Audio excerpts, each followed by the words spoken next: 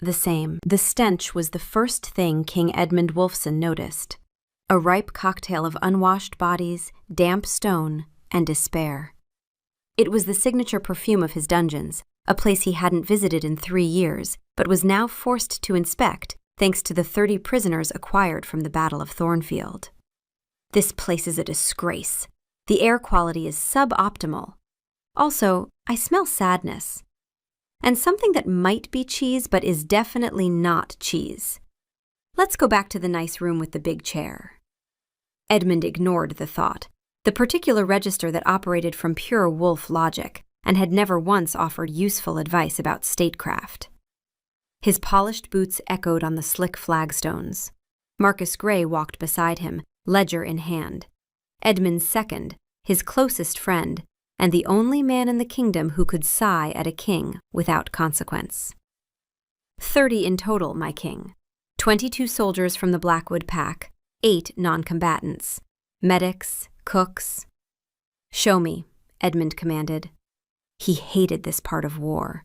The neat lines on a map became this, rows of tired, dirty faces staring at him with fear and defiance. He walked the line. His wolf offered commentary with the confidence of someone who had never been wrong about anything, despite being wrong about everything. That one has a poor haircut. This one is thinking about cheese. I could go for some cheese.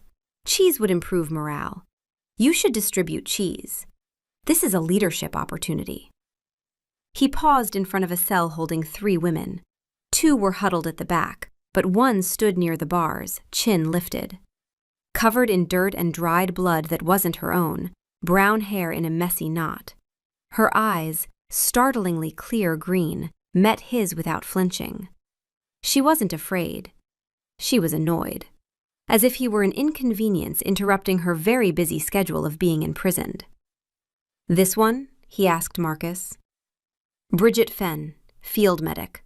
Reports say she was treating our wounded alongside her own when she was captured. He took a step closer, drawn by an inexplicable pull.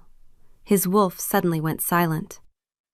For a blissful half-second, Edmund enjoyed the peace. Then it hit him. Not a thought. A physical impact, a lightning strike that bypassed his brain and slammed into his soul. A scent flooded his senses. Wild herbs, clean rain, and something warm and alive that was purely her. Mate. Her.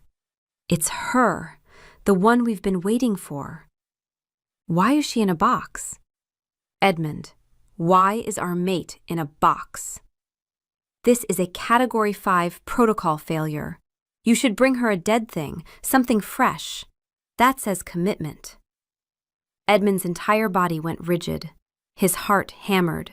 He could feel his eyes wanting to flash gold. He gripped his sword hilt, knuckles white, forcing it all down. Bridget blinked. Something had happened.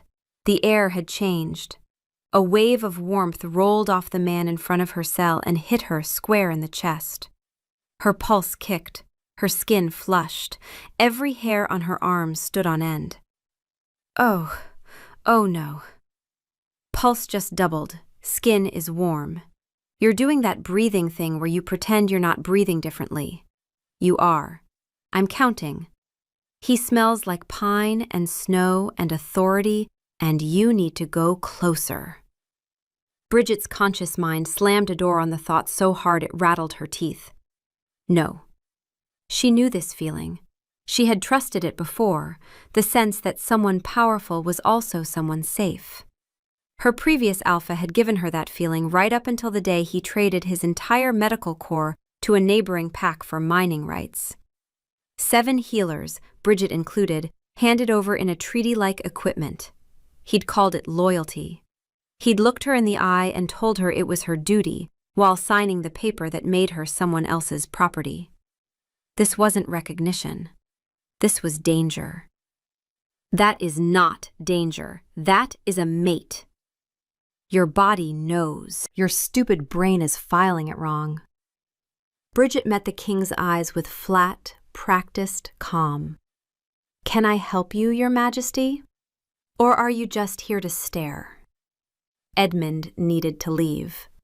Before his wolf did something catastrophically stupid, like purring. You should sit closer. Press your shoulder against the bars. She will understand. This is basic courtship. Why are you standing there with your mouth open? You look defective. Is she wounded? He managed. Marcus just kept reading. No, my king, refused treatment, said others needed it more. She is a noble and selfless angel, and she is standing on a filthy floor. Fix it. I am making a list of your failures. Failure 1, mate in box. Failure 2, you did not bring cheese. He spun on his heel. The conditions are inadequate. Cleaner water, more blankets. He strode away. Behind him, Bridget watched the king practically flee. He ran. He ran. You made the scary eyes, and he ran. This is why we can't have nice things. Well, Bridget murmured. That was weird. The first sign that something was different about their captivity came not from the king, but from the man who had raised him. Lucius Hale appeared in the dungeon the next morning. Tall, broad-shouldered, silver-streaked dark hair, a weathered face that carried the particular gravity of a man who had held a kingdom together when it had no king. He'd been Edmund's regent for 11 years after the old king died, had taught the boy to ride, to fight, to rule. The pack still called him the Pillar. He carried blankets and bread, distributing both to every cell with the efficiency of a man who had been solving problems his whole life. He is an alpha, not the king one. Different scent, iron and wood smoke. Strong. His wolf is calm. That's either very good or very bad. I'm Lucius Hale, he said, handing Bridget a blanket and a wrapped loaf. I'm a prisoner, Bridget said flatly. I can see that. Your people were brought in without adequate provisions. That's been corrected. On whose orders? Mine. He said it simply. I don't need orders to feed people. He crouched beside old Gregor. The arm needs setting. I'll send the healer. Gregor stared. Why? Because it'll heal wrong if I don't, Lucius said, as if the answer were obvious. He turned back to Bridget. You were treating our wounded on the battlefield. I was treating the wounded, Bridget corrected. I don't sort by pack. She paused. My field kit was confiscated when they brought us in.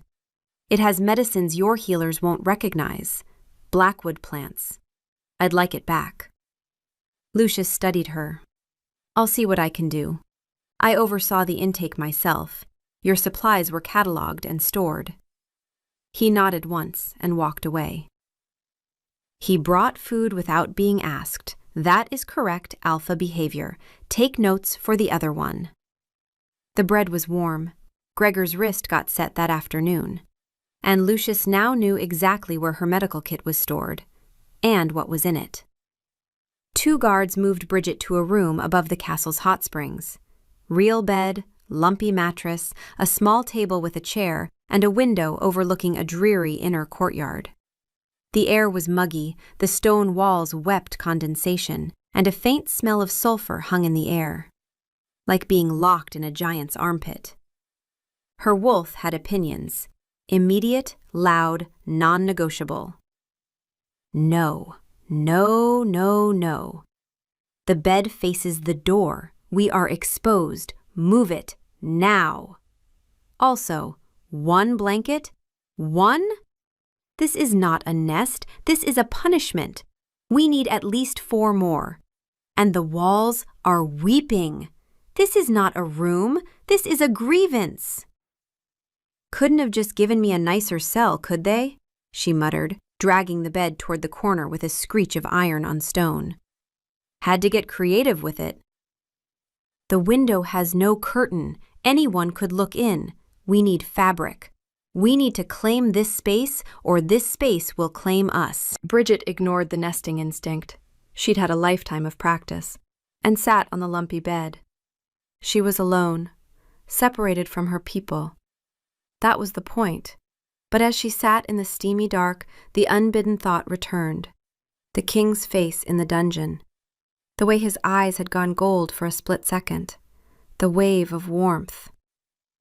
"You're thinking about him. I can tell because your heart rate just changed.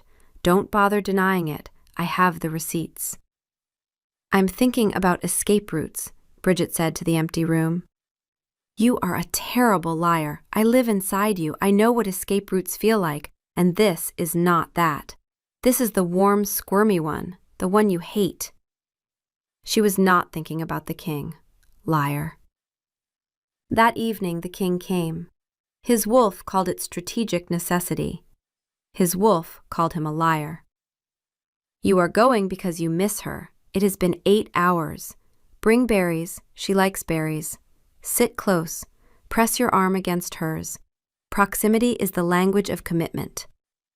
He knocked, one green eye through the crack. "Your Majesty," she said, the vocal equivalent of a brick wall. "She's using the war face again. Don't retreat. Hold position. She can smell your uncertainty. Be a tree. Trees are confident." "May I come in?" he asked, trying to sound kingly and not like a nervous teenager. She stepped back, gesturing to the humid room with a sarcastic flourish. "Be my guest. Welcome to the royal sauna." He stepped inside. The door clicked shut behind him. The room was small, and the humidity amplified his awareness of her. Her scent, wild herbs, clean rain, that thing underneath that was just her, filled the space and made his wolf practically vibrate with contentment. "Closer. We are closer now.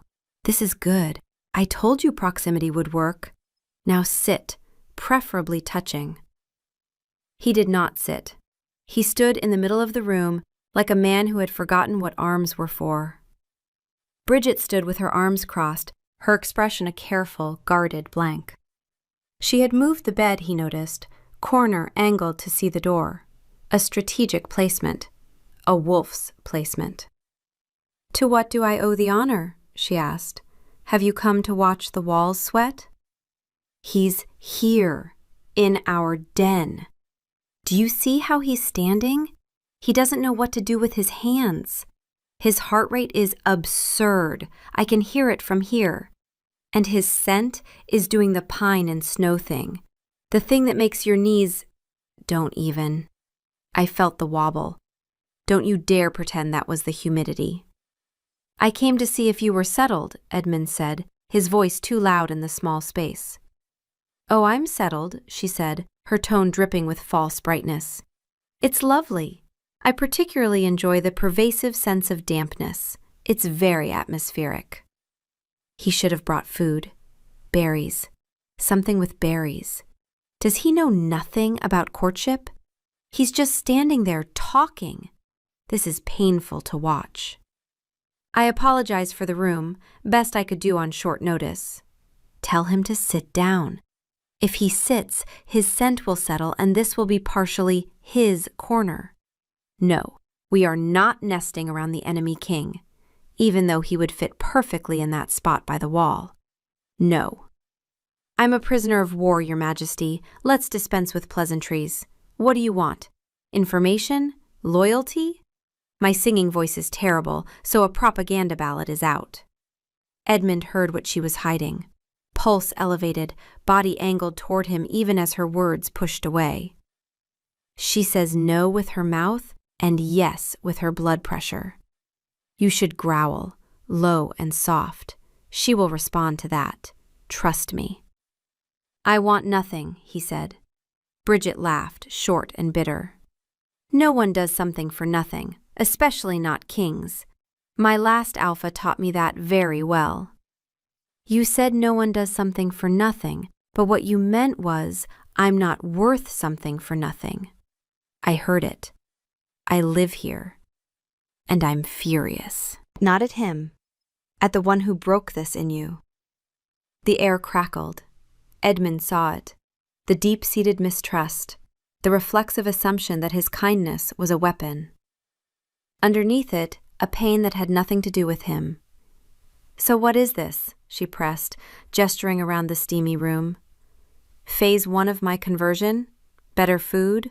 A book, perhaps? Do I get a puppy if I tell you our troop numbers?" She is magnificent. She is afraid, and she is still fighting. This is the one. I was right. "I am not your former alpha," Edmund growled, alpha power leaking for a second. She didn't flinch. The humor died. "Then prove it. Release my people. All of them. Until then, you and I have nothing to say to each other." She stepped forward, closed the distance. "Oh, there it is, the wobble. You felt that in your spine. I didn't do it. That was all you. An impossible demand. He couldn't release 30 prisoners without the entire kingdom calling for his head. She is testing our character. Do not bring up the dead rabbit thing right now." He looked at her, this impossible woman in a damp, miserable room, and knew he was lost. The king, the conqueror, and she had just taken him captive. The following days were a special kind of torture. Edmund avoided her room, a decision that earned him a constant, low-grade internal commentary from a wolf who was absolutely certain that physical distance was the primary obstacle to a successful mating. Day 3 of the great snubbing. Our mate thinks we have abandoned her. She is probably rearranging furniture. I do not know why you insist on this separation when the solution is so simple. Go to her. Bring a snack. Sit close. The shoulder thing. I have explained this. The bond was a physical ache, a constant pull in her direction. He saw her face in council reports.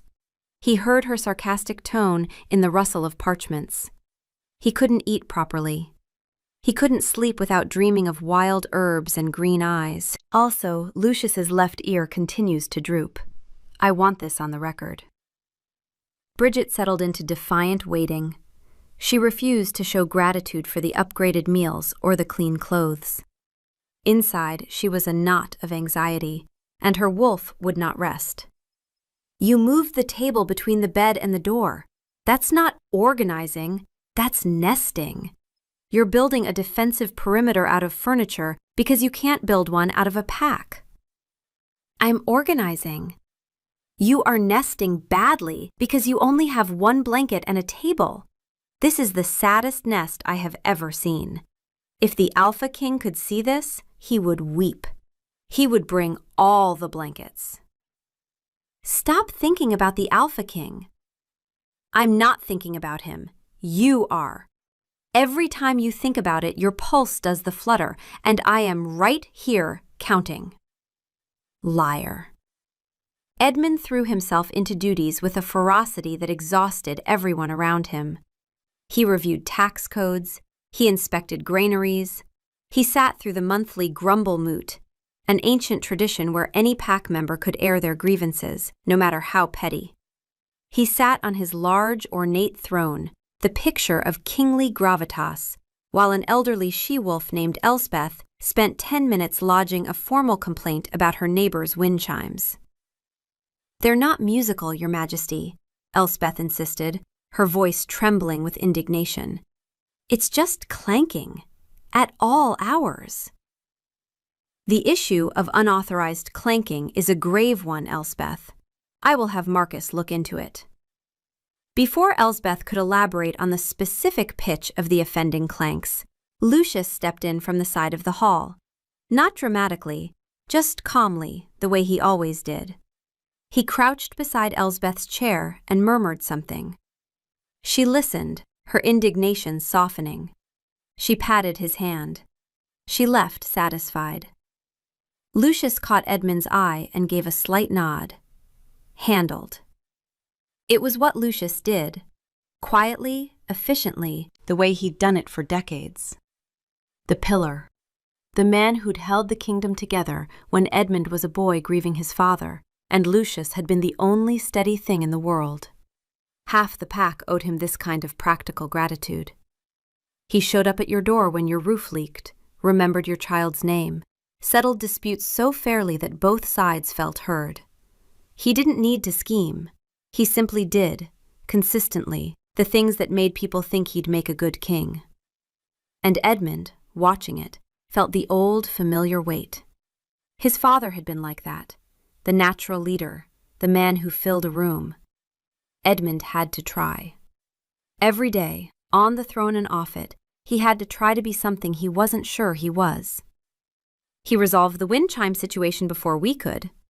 His ear, however, remains a problem. "Your Majesty," Marcus murmured, "you seem distracted." "I'm contemplating the geopolitical implications of unregulated wind chimes." Marcus sighed, the sigh of a man who had been sighing at Edmund since childhood, which was fitting since Marcus had been at his side almost as long as Lucius had. Lucius's son, though you wouldn't know it to look at them. Marcus had arrived in Lucius's life fully grown, left by a mother Lucius had loved decades ago and never spoken of. The letter she'd sent with Marcus had been short. "He's yours. I'm sorry I kept him from you." Lucius had taken one look at the boy and opened his home without hesitation. That was also what Lucius did. That night, Edmund summoned Marcus to his study. "The prisoner manifest." Marcus handed it over. "Is there a problem, my king?" Then he pulled a folded piece of paper from inside his ledger. "The medic, Fen. She's been sending medical assessments through the guards. Stole paper from her food tray, sharpened a charcoal nub against the wall to make it write fine enough for medical notation." He shook his head with something like admiration. "She also fashioned a splint for one of the prisoners using strips from her bedsheet and a broken chair leg. The guards didn't even notice until the arm was already set." Edmund unfolded the paper. It was covered in small, precise handwriting. A systematic assessment of every prisoner's medical condition, organized by severity. 3 names underlined twice. Jasper Reed, 17, compound fracture of the left forearm with early signs of infection, needs debridement within 48 hours or faces amputation. Old Gregor, wrist set at the wrong angle. Nora Beach, untreated concussion. She hadn't just sent a plea, she'd sent a triage report. "Our healers confirmed it all," Marcus said. "She was right about every one. More accurate than Alistair's initial examination." Edmund stared at the paper. A prisoner with no supplies had stolen writing materials and produced a medical report precise enough to shame his chief healer. She is so smart. She is fixing things from inside a box. This is the best mate. Let the small one out before he loses his arm. And bring her berries. Release Jasper Reed tonight. Treat the arm first, using her instructions. "My king, Lucius will want to know." Edmund hesitated. Not because Lucius would object. Lucius would understand, probably better than anyone. But the old man's understanding always came with a quiet assessment, a weighing. Even now, even after all these years, Edmund felt like a student presenting work to his teacher. "Tell him in the morning." The next morning, he went to her room. Bridget opened the door, expression guarded. "Have you come to check on the structural integrity of the ceiling?" "I think it's weeping more on the left side today." "Jasper Reed is free," he said without preamble. "His arm was treated using your assessment." She went still.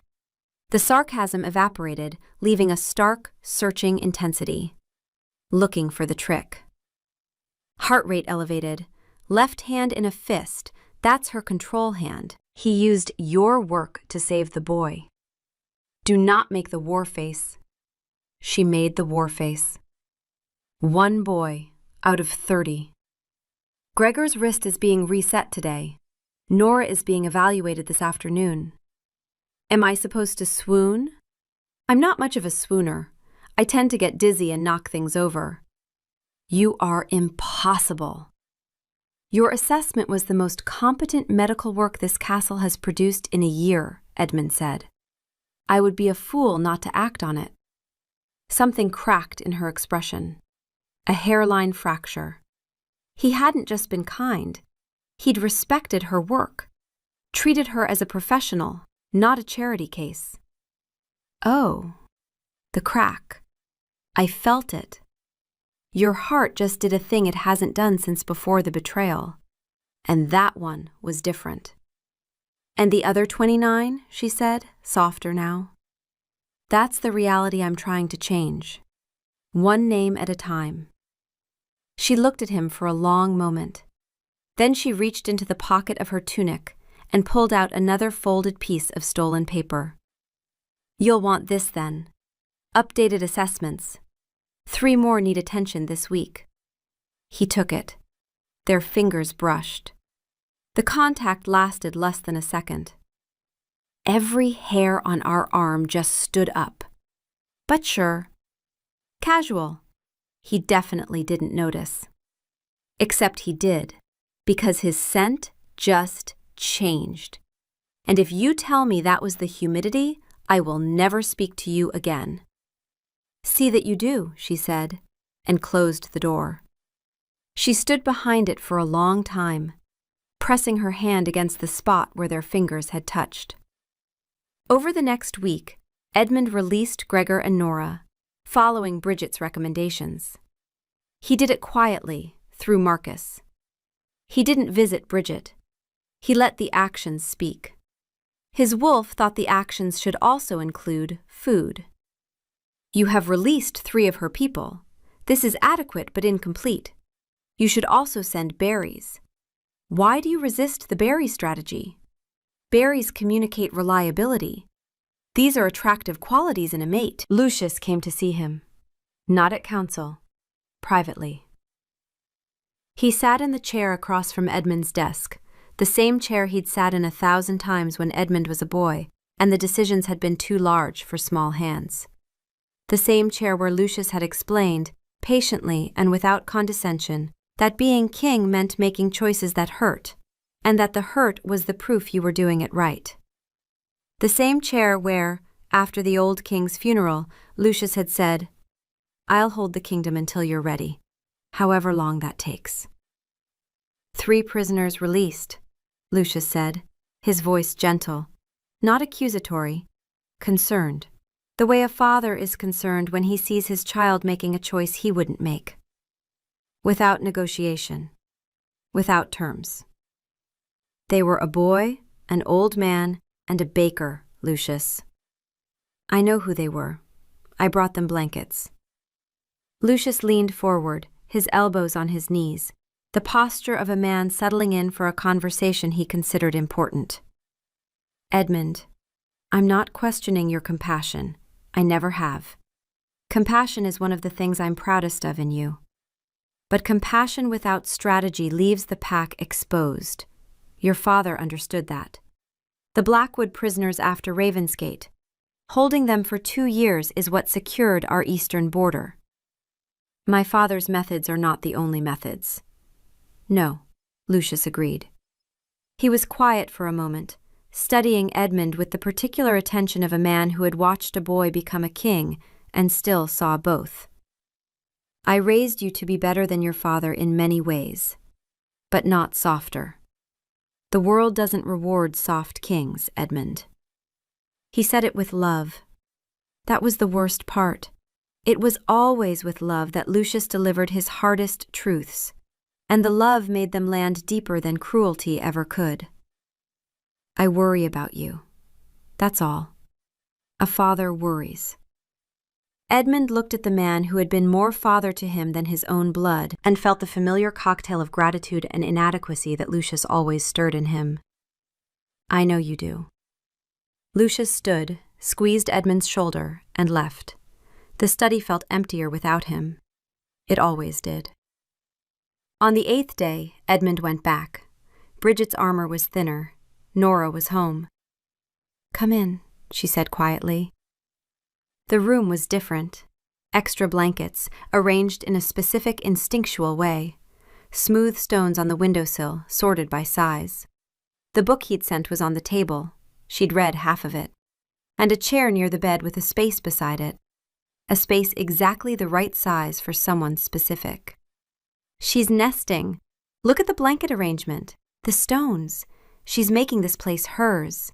And she moved the chair. There's a space. That space is for someone specific. She made a spot, and she doesn't even know she made it. Bridget caught him looking at the chair and felt her face heat. She didn't know why she'd moved it. It had just felt wrong where it was.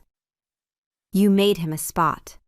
You made the scary pine smell king a spot in your nest and you didn't even realize. I'm so proud.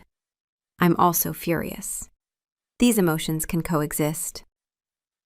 Nora is safe? She asked, breaking the silence.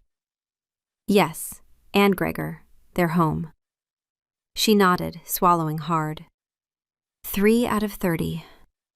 It's what I can do, for now. She finally looked at him, truly looked at him, and for the first time he didn't see a prisoner looking at her captor. He saw a woman looking at a man, trying to understand him. Why are you doing this? She asked. A genuine question, the kind that costs something to ask because the answer might matter. Because your assessments showed me who they were, he said, his voice low. Not leverage. People. A baker, a fisherman, a scared kid. You made me see them. And once I saw them, I couldn't unsee it. Her breath hitched, a small sound, almost nothing. She sank onto the bed, looking down at her hands. I don't understand you. You're the Wolfson King. Your father laid siege to my home for 2 years. Our packs have been killing each other for a generation. And you're releasing prisoners because a medic's triage report told you to. Maybe I'm not my father, he said softly. He took a half step closer. He didn't sit in the space she'd made for him, but he stood near it. Everyone expects me to be him, he continued, the words coming before he could stop them. They expect ruthless, cunning. Lucius raised me to be him, the warrior, the strategist. And I've been trying, but I look at this war and all I see is a waste, a wound that never heals. And what do you see? She asked. People, he said. Scared, tired people who want to go home, on both sides. Bridget looked up, and in her eyes he saw recognition. She, the healer who fixed broken things, saw the cracks in him. And he, the king who couldn't stop breaking things, saw the scar tissue in her. A wound that never heals, she repeated softly. I know something about those. The air in the room grew thick with unspoken things. The bond between them pulled. He could see the faint freckles across her nose, the way a stray curl fell near her temple. She was looking at him the way she looked at a wound she was deciding whether to treat. Assessing the damage, calculating the risk of reaching in. Kiss her. The proximity is correct. If you do not kiss her in 4 seconds, I am going to make you growl, and that will be embarrassing for both of us. He took another step. She didn't move back. Her gaze dropped to his lips. He leaned in. He's doing the lean. The lean. You're tilting toward him. This is actually... A frantic pounding shattered the spell. Your Majesty, it's Lucius. He's collapsed. Edmund's blood went cold. Not a political calculation, not a strategic concern. Lucius, the man who had raised him, who had sat by his bed during fevers and taught him to hold a sword and been the only steady thing in the world when his father died. He was running before the guard finished speaking. No, both wolves said simultaneously, for entirely different reasons. The infirmary was chaos. Healers rushed back and forth, the air thick with antiseptic herbs and fear. Lucius lay on a cot, face gray, breathing shallow. He looked small, the pillar reduced to something fragile and human. Pack members crowded the doorway, stricken. Marcus was already there, kneeling beside his father's cot, one hand gripping the old man's fingers, his face white and set. "What happened?" Edmund demanded, his voice cracking. He pushed to the bedside and gripped the edge of the cot. This was Lucius, not a lord, not an advisor. The man who had held Edmund through his first grief, who had taught him that a king eats last, who had said, "I'll hold the kingdom until you're ready," and meant every word. The man who was more father to him than his own blood. "He is hurt. Our family is hurt. Find who did this." Alistair shook his head grimly. "Fast-acting poison. I don't recognize the compound. It's not from our territory." The captain of the guard appeared with an empty vial found near the guest wing, a leather-bound book, the herbal treatise Edmund had sent Bridget, and a terrified kitchen boy who stammered that he'd seen the prisoner near the wine cellar.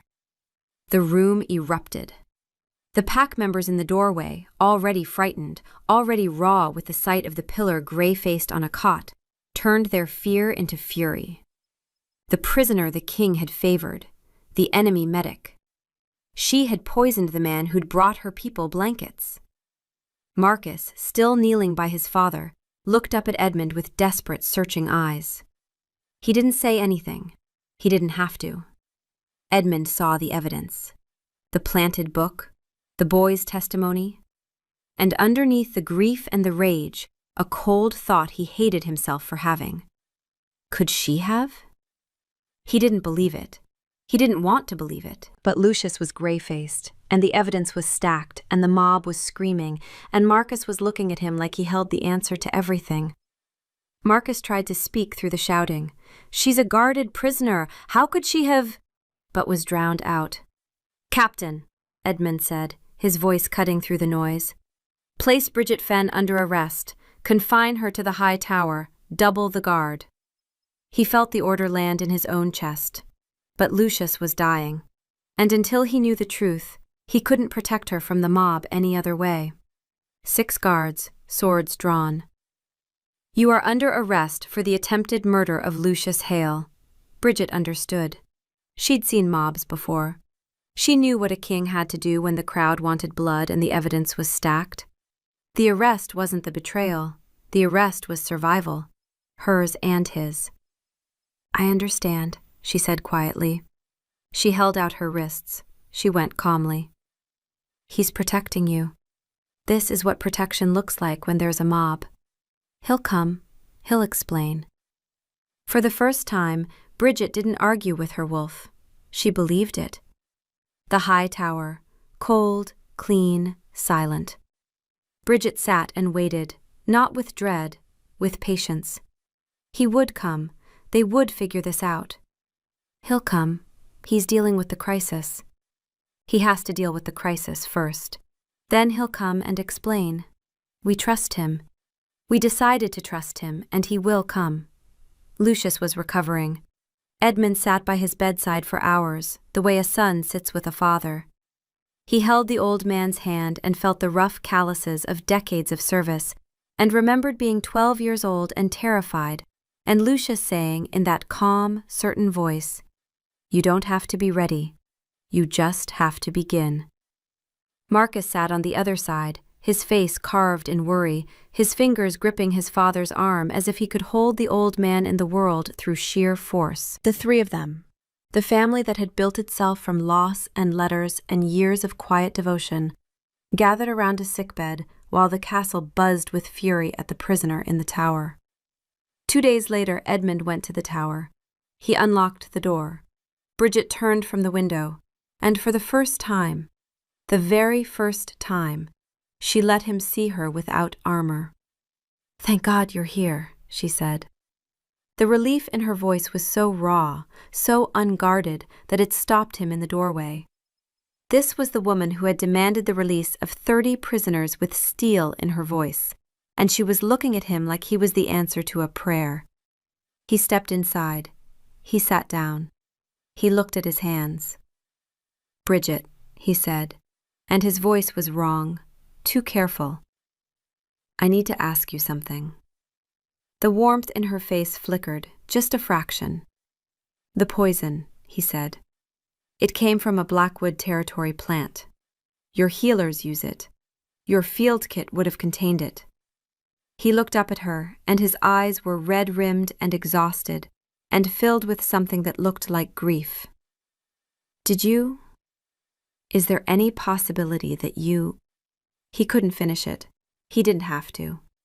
The silence that followed was the loudest thing Bridget had ever heard. He was asking her. He was sitting in this tower, looking at her with the face of a man who had just spent 2 days at his dying father's bedside, and he was asking her if she had done it. She had opened herself up. "Thank God you're here."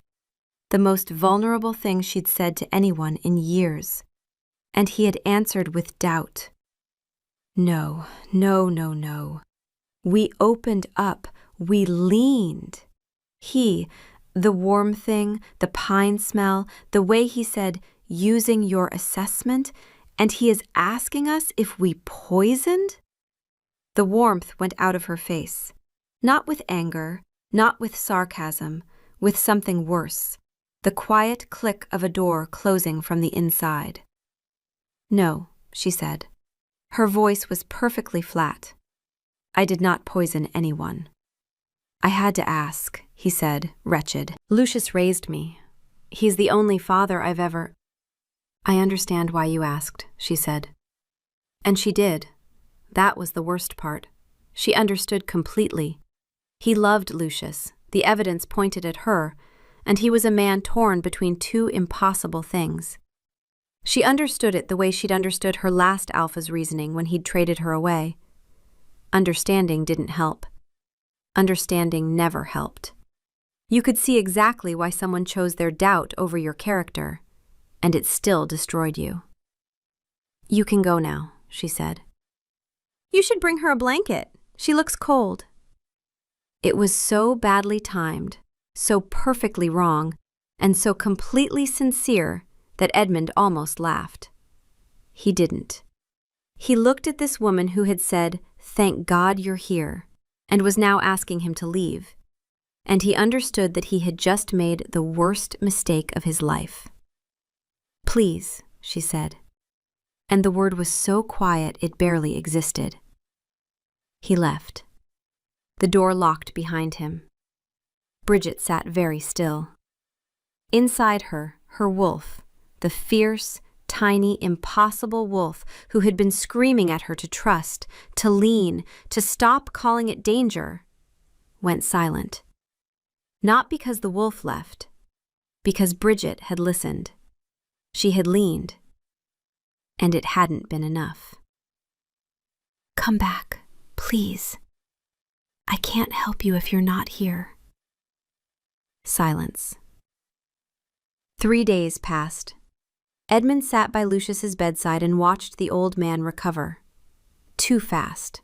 Too clean. The poison had been described as devastating, but Lucius was sitting up, taking broth, receiving visitors with pale nobility. He squeezed Edmund's hand and said, "Don't worry about me, boy. I'm too stubborn to die." And Edmund had smiled, because that was Lucius, because that was the man who had raised him. And the smile felt like the truest thing he'd done in days. But something nagged, a medic's voice in his memory. "Your assessment was the most competent medical work this castle has produced in a year." He went to the tower. Bridget was by the window, silhouetted against the gray sky. She didn't turn. She didn't acknowledge him. The woman who had said, "Thank God you're here" 3 days ago was gone, replaced by the same stillness he'd seen in the dungeon, but colder, emptier. The dungeon version had been angry. This version had given up. "Describe the symptoms," he said. "The poison. What would a Blackwood medic see that our healers wouldn't?" Silence. For a long moment, he thought she wouldn't answer. He deserved that. He knew he deserved that. Then, without turning, "What are the symptoms?" He told her. The gray pallor, the rapid collapse, the shallow breathing, and then the recovery. Faster than expected, remarkably clean. Something shifted in her posture, not warmth, Focus. The healer waking up. Shadowthorn, she said. Blackwood territory plant. Your healers wouldn't know it, but it was in my field kit, the one confiscated when we were brought in. You recognize it from the symptoms alone? I've treated it twice. She stood, stiff but precise. At a lethal dose, it kills within the hour. No recovery. At a sublethal dose, carefully measured, it produces exactly what you described. She paused. But getting the dose right requires precision measured in drops. Too much and you die. Too little and you get a stomachache. An assassin pouring it into someone else's wine can't calibrate that. Someone dosing themselves, feeling their own body's response and stopping at the right moment, can. Edmund went still. You're saying... I'm saying that a victim poisoned against their will shows reflex distress at ingestion, coughing, gagging. A victim who drinks it voluntarily shows none. And Shadowthorn at a survivable dose leaves a marker. Blue-gray discoloration at the gum line. A lethal dose kills before the marker appears. She finally turned to face him. If Lucius has that marker, clean ingestion, and a recovery that's 3 weeks too fast, he dosed himself. With my medicine, from my kit, that he personally cataloged when your prisoners were brought in. The room went very still. Edmund's mind was working, and his heart was breaking, and they were arriving at the same conclusion from different directions. Lucius. His Lucius. The man who had taught him to ride. You're sure about the medicine? I'm sure about the medicine. He stood. Can you write it? Everything. The plant, the dosage, the marker, the timeline? I'll need real paper, charcoal smears. For the first time in days, something, not quite a smile, crossed her face. There she is. Not all the way, but the healer is back. She wrote the report in an hour, 3 devastating pages. She handed it through the tower door. This is your proof. What you do with it is your choice. He looked at her, the woman he had doubted, the woman who was saving him anyway. I'm sorry I asked, he said. I know, she said. No warmth. Not yet. But no wall either. Something in between. A door that was closed but not locked. Now go do the thing. Edmund walked into the grand hall and ordered the assembly bell sounded. Within the hour, the hall was packed with every lord, knight, and servant within the castle walls. Lucius was there, supported by Marcus, looking pale but composed. Marcus hovered at his father's side, protective, worried, completely unaware that the man leaning on his arm was the architect of everything that had gone wrong. Edmund looked at them, the father who had raised him and the friend who stood beside him, and felt something crack in his chest. People of the Silverwood Pack, he began, his voice clear and strong. For a generation we have been at war with the Blackwood Pack. We have been told it is a righteous war, a necessary war. We have bled for it. We have lost our sons and daughters to it. He paused. Let the silence work. I stand before you today to tell you that it ends. Now. Shocked silence. The 30 prisoners from Thornfield are free. All of them. Unconditionally. A worried mother called out, What about our safety? What guarantee do we have that Blackwood won't attack again? Edmund met her eyes. None, he said. That's the honest answer, and I won't insult you with a false one. We've held hostages for a generation, and it hasn't stopped the killing. The guarantee of more of the same isn't a guarantee. It's a prison for both sides. The first step towards something different has to come from the side that won. That's us. And it starts today. The hall was divided. Edmund turned. Bridget Fenn is innocent. He held up her report. This analysis identifies the poison as shadowthorn, a blackwood plant found only in the confiscated medical supplies that were cataloged on intake. It details the sublethal dosage, the marker, and the recovery timeline. Lucius, Edmund said, and his voice was quiet, gentle, the voice of a son speaking to a father. Show them your gums. Total silence. Lucius stood very still. His composure, the composure that had held a kingdom together for 11 years, held for one terrible moment. Then it broke. A small, tight movement of his jaw. Edmund saw it and felt something inside him die. "This is absurd," Lucius said, but the conviction was gone. Alistair stepped forward. "My lord, if I could just—" "You will not touch me." The snap was wrong, authority used as a shield, and every wolf heard it. Marcus was staring at his father. His face was very still, very white. "Father?" he said, and the word hung in the air like something falling. Lucius didn't look at his son. "Edmund," Lucius said, and for the first time he used the name without the title. "Not your majesty, just the name of the boy he'd raised. You were always too soft. I raised you as best I could, but you were your mother's son, not your father's. The pack needs strength. It needs what?" Edmund asked. "Your line? Marcus on the throne?" Marcus flinched as if struck. Father, what is he?" "Be quiet, Marcus," Lucius said. And in that sharp command, everyone in the hall heard it. The old man who loved his son, using that love as a tool. The father who had calculated his boy's future without asking the boy. "Then challenge me," Edmund said steadily, "if you believe I am unfit." Lucius drew the ceremonial dagger. He had been waiting for this. Not scheming exactly, but waiting. The way a man waits for something he has always believed was his right. "I, Lucius Hale, challenge Edmund Wolfson for the title of Alpha King." Edmund removed his tunic. "Now, we end this."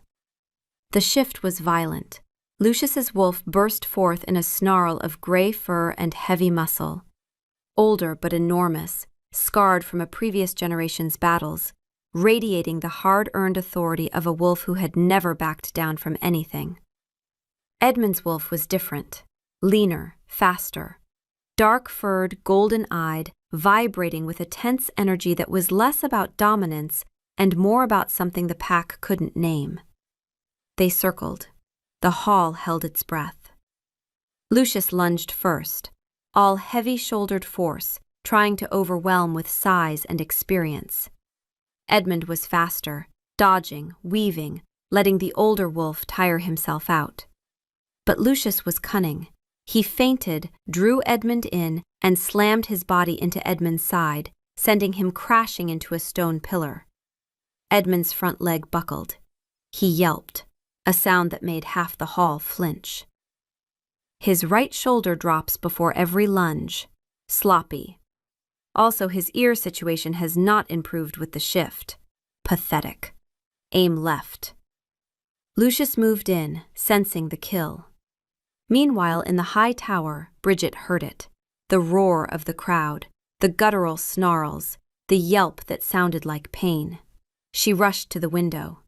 Through the grand hall's high windows, she could see them. 2 wolves, one dark and one gray. Edmund was limping. The gray wolf was circling for another lunge. Her wolf spoke. Not the body narration, not tactical assessment. Something deeper than both. "He's fighting for his crown. He released your proof, and now he's going to die for it. You felt the bond in that dungeon. You've been calling it danger for 2 weeks. It was never danger. It was him. It was always him. He is bleeding right now, and I will not let you sit here while our mate dies. He is ours. You love him. You have loved him since the steamy room when he said, using your assessment, and your heart did the new thing, and you know it, and I know it, and get up. Her wolf was right. Her wolf had always been right. And for the first time in years, Bridget didn't argue, didn't reclassify, didn't file it under danger. She loved him. She loved the man who had asked the worst question and then believed her answer. She loved the king who had read her triage reports and freed a boy he didn't have to free. She loved him, and he was dying, and she was in a locked room, and that was unacceptable. The lock. I've been studying it for 2 days. The pin mechanism is corroded, weak at the third tumbler. You have a hairpin. Get it. Now. The hairpin, the lock. Old metal giving way under precise, practiced pressure. The same hands that had fashioned splints from bedsheets, sharpened charcoal for medical notation, improvised tools from nothing her entire career. The lock clicked. The stairwell was empty, every guard pulled to the hall. She ran. Not because people were in danger, not because duty pulled her. She ran because the man she loved was bleeding in a hall below her, and every second she was not there was a second wasted, and her wolf was right. Her wolf had always been right, and she was done calling it anything else. Faster, down the spiral, left at the bottom. Servants' corridor. I mapped this on the way up because I map things. Go! She burst into the grand hall just as Lucius moved in for the kill. Edmund was limping, front leg dragging, pinned against the pillar. A side door opened. One of Lucius's allies, panicking, shoved kitchen staff into the hall. The boy, the one who'd lied about Bridget, stumbled into the path of the fighting wolves, small and terrified and directly in Lucius's trajectory. The healer in her didn't negotiate with the woman in love. Both agreed. She slid to her knees beside the boy, shielding him with her own body. The floor shook with the impact of wolves fighting 10 feet away. She didn't flinch. "It's okay," she said, her voice calm and steady amidst the chaos. "I'm a medic. Look at me. Right at me. You're all right." The boy, the one who had helped frame her for treason, looked up at the woman he'd condemned, and she was checking his pulse with steady hands. "I'm sorry," he choked out, tears streaming. "He told me to say it. Lord Hale. He said if I didn't." "I know," Bridget said, not unkindly. "Hold still. You're going to be fine." "You are magnificent." The hall went quiet. Both wolves stopped. The entire pack watched as the Blackwood medic, the accused traitor, knelt on their floor with one of their children in her arms, and there was no performance in it. There was no angle.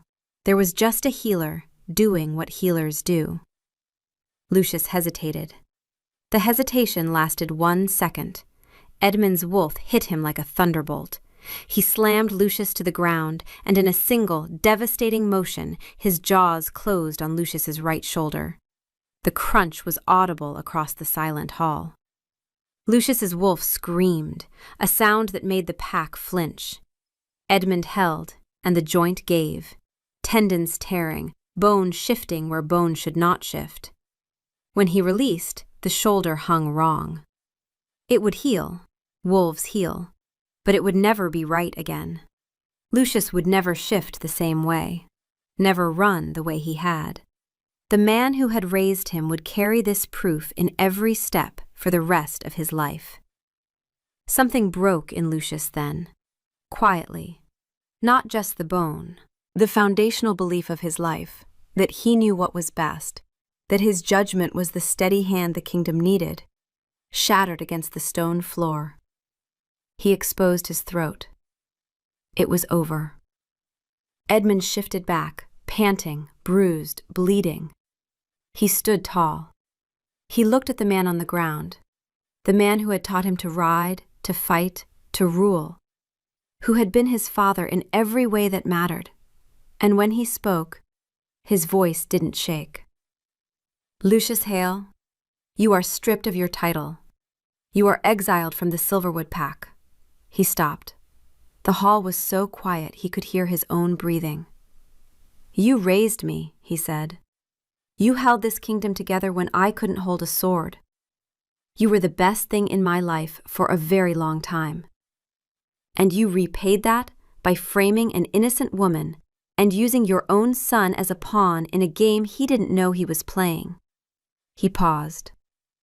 I will not erase what you were, but I cannot forgive what you became.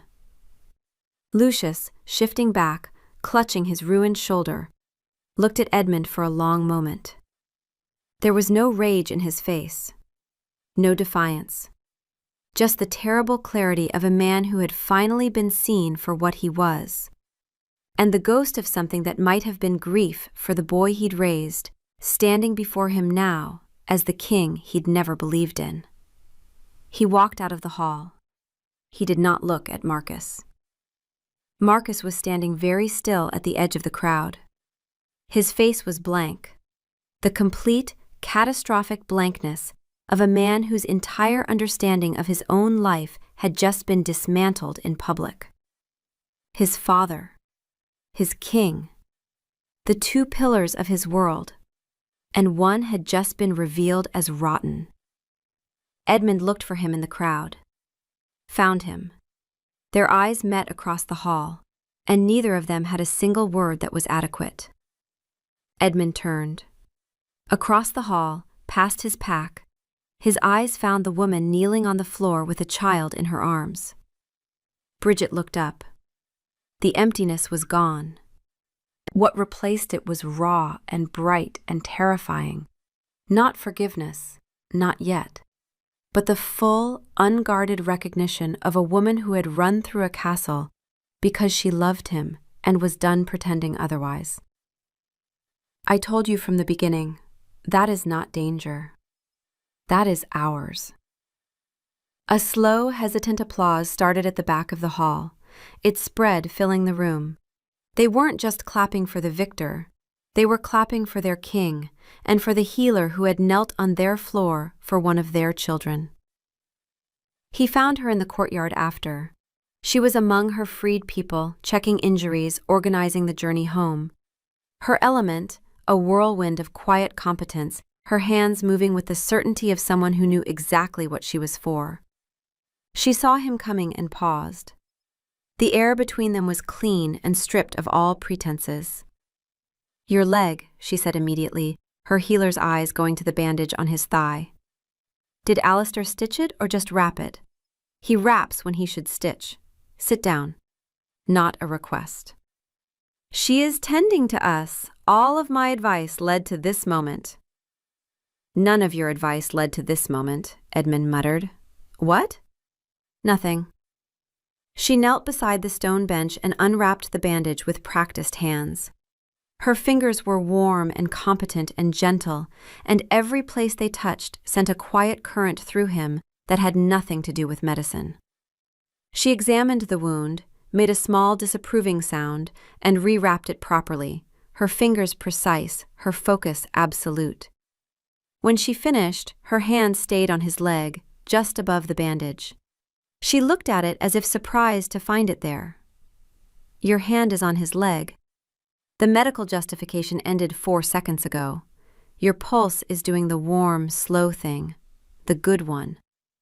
Don't run. For once in your life, don't run. They're all going home, she said softly, watching her people in the courtyard. Free. Safe. You actually did it. I told you I would. Bridget, I asked you if you did it. I sat in that tower and I asked you. You did. She looked at him steadily. And it broke something in me. I won't pretend it didn't. I opened a door I've kept locked for years, and the first thing that came through was doubt. He flinched. But, she said, and her hand tightened on his leg, You also believed me when I answered. You took my medical report and bet your crown on it. You stood in front of your kingdom and chose my word over the man who raised you." She paused. "My last alpha traded me away like equipment and called it loyalty. You doubted me and called it doubt. You didn't dress it up. You didn't pretend. And then you made it right." She's forgiving him. Oh, she's doing the brave thing, the real one. "I chose you," he said, his voice raw. "Not the bond. You." Her eyes filled. A tear traced a path down her dusty cheek. He reached out, his hand hesitating for a moment before he gently, carefully wiped it away with his thumb. His palm stayed against her cheek. She leaned into it, a tiny movement, barely there, the smallest surrender she had ever made. She leaned. She leaned. Do you understand what that costs her? She hasn't leaned toward anyone in years. Her body just chose you before her brain gave permission, and that is the most beautiful thing I have ever... Oh, she's crying. That hasn't happened since... Okay, I'll be quiet now. "I stayed," she whispered, her hand coming up to cover his where it rested on her cheek. "Not because the bond told me to. I'm staying because when you asked that terrible question, you also listened to the answer." He leaned in. She leaned in. Their foreheads met. They stayed like that for a long moment, breathing together, his hand on her cheek and hers over his. The courtyard sounds faded. The world got very small and very warm. "Kiss her, I am begging you. The proximity is optimal. If he doesn't kiss us in 3 seconds, I am going to make her grab his shirt.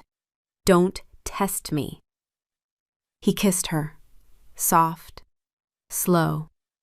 The kind of kiss that didn't demand anything.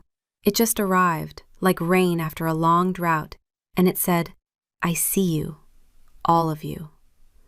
The sarcasm and the stolen paper and the healer's hands and the wound underneath, and I am here, and I am not going anywhere. See? Proximity. I said proximity. Nobody listens to me and then they act surprised. My courtship methodology is flawless. Don't you dare ruin this moment. When they pulled apart, she was smiling, full, beautiful, devastating. "For the record," she said, "I felt it, in the dungeon, the first time. My wolf tried to tell me. I called it a threat response. For 2 weeks. My wolf has been filing complaints." Finally, she admits it. 2 weeks of terrible advice from my end, Edmund said, grinning. My wolf wanted me to bring you a dead rabbit. A dead rabbit. He also thought I should growl at you, low and soft. She paused, went slightly pink. I am choosing not to comment on that. She would have responded to it. Don't tell him. The growl would have worked. My methodology is flawless. He took her hand, their fingers interlaced. After everything, the dungeon and the steam and the tower and the question that broke her and the answer that saved him, it was just this. 2 hands, holding on. The days that followed were quiet and full. Bridget's pack, on receiving their people back, all of them, healthy and cared for, sent an envoy. Not for war, but for talks. The peace Edmund had started unilaterally began to take root, fragile and real. Marcus stayed. He didn't speak to Edmund for 3 days. He performed his duties with mechanical precision. Ledgers filed, guards rotated, supplies inventoried. And behind the efficiency was a man moving through the ruins of everything he'd believed about his father. When he finally spoke, it was to hand over a supply report with hands that were perfectly steady and eyes that were not. Edmund took the report and said, I'm sorry about your father. Marcus said, he's not dead. He's just not who I thought he was. And then they stood in silence for a while, because some things can only be carried, not discussed. But Marcus didn't leave, and Edmund didn't ask him to. That was enough, for now. Bridget established a teaching infirmary. She argued with Edmund about sanitation protocols. She made him laugh. The infirmary bed faces the wrong way. Alistair's technique is adequate, but his bedside manner is a war crime. Also, the king's scent is all over this room now. I'm not saying I arranged that. The chair he sits in is positioned where his scent carries optimally. This is a coincidence. It's not a coincidence. A beautiful, strategic coincidence. One afternoon he found her in the infirmary, finishing a suture on a young wolf who had fallen out of a tree and was trying very hard not to cry. Bridget's hands moved with practiced grace, her voice low and soothing, her attention total. "Good as new," she said, tying off the last stitch. "Try to avoid that particular tree for a week. It clearly has a grudge." The young wolf grinned through his tears and scampered off. Bridget straightened, pushing a strand of hair out of her face, and saw Edmund leaning in the doorway, watching her with an expression that made her wolf start narrating. He's doing the look. The soft one where his whole face changes, and his scent goes to warm cedar, and his heart rate drops because he's happy. He's happy watching you work. You make him happy. And your heart is doing the corresponding thing, the matched thing, and I know because I count every beat. "Enjoying the show?" Bridget asked, drying her hands. "Immensely," Edmund said. "Alistair retired this morning. He wants you to run the infirmary. Budget, staff, full authority to implement," his words, "the sanitation protocols this castle has criminally neglected for the past century." "Say yes. We will have our own territory. We can arrange the beds properly. We can fix the ventilation. I'll need to overhaul the entire training program. And the herb stores are a disgrace. And the quarantine protocols are non-existent.